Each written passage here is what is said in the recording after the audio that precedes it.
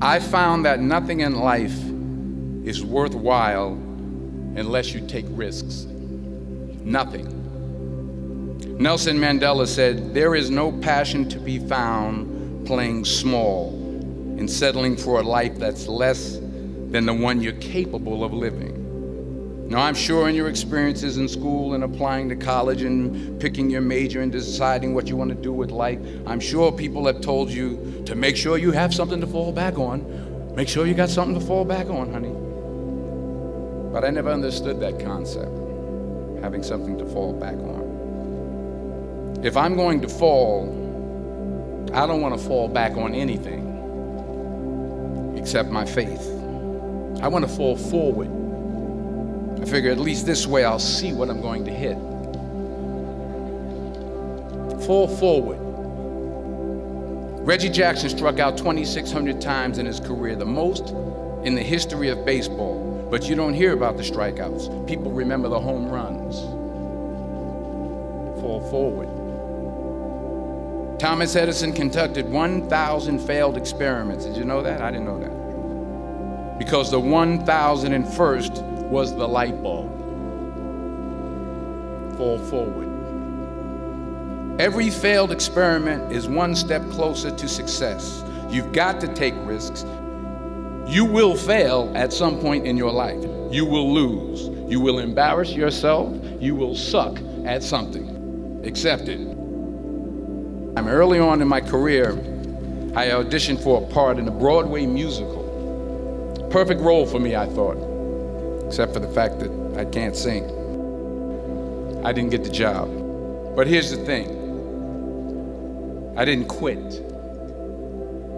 I didn't fall back. I walked out of there to prepare for the next audition, and the next audition, and the next audition. I prayed. I prayed, and I prayed.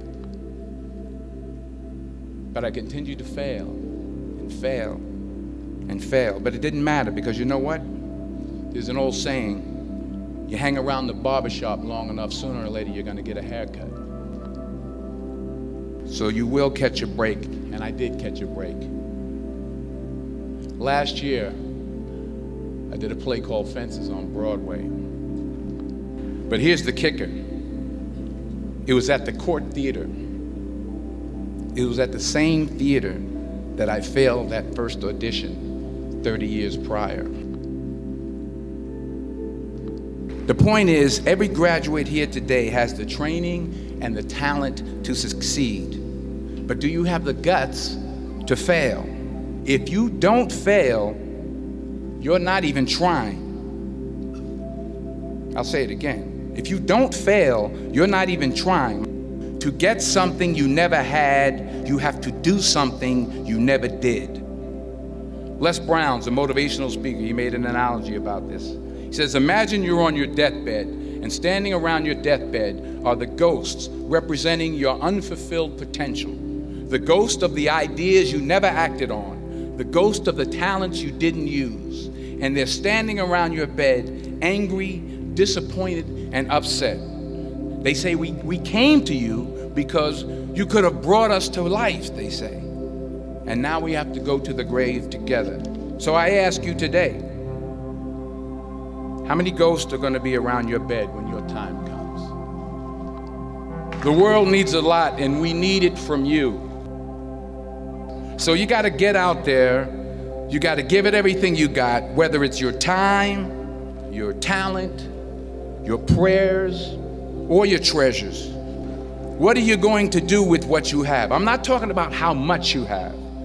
Some of you are business majors. Some of you are theologians, nurses, sociologists. Some of you have money. Some of you have patience. Some of you have kindness. Some of you have love. Some of you have the gift of long suffering. Whatever it is, whatever your gift is, what are you going to do with what you have? Sometimes it's the best way to figure out where you're going.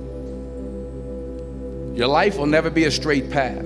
I began at Fordham University as a pre-med student. I took a course called cardiac morphogenesis. I couldn't read it, I couldn't say it, I sure couldn't pass it. So then I decided to go into pre-law, then journalism. And with no academic focus, my grades took off in their own direction. I was a 1.8 GPA, and the university very politely suggested that it might be better to take some time off. I was 20 years old. I was at my lowest point. And then one day, and I remember the exact day, March 27th, 1975, I was helping my mother in her beauty shop. My mother owned a beauty shop up in Mount Vernon. And there was this older woman who was considered one of the elders in the town. And I didn't know her personally, but I was looking in the mirror, and every time I looked at the mirror, I could see her behind me, and she was staring at me. Every time I looked at her, she kept giving me these strange looks. So she finally took the dryer off her head and said something I'll never forget. She said, "Young boy, I have a prophecy, a spiritual prophecy." She said, "You are going to travel the world and speak to millions of people." And in the years that followed, just as that woman prophesied, I have traveled the world and I have spoken to millions of people through my movies. Millions who up till this day couldn't see me, who up till this day I couldn't see while I was talking to them, and they couldn't see me, they could only see the movie. They couldn't see the real me.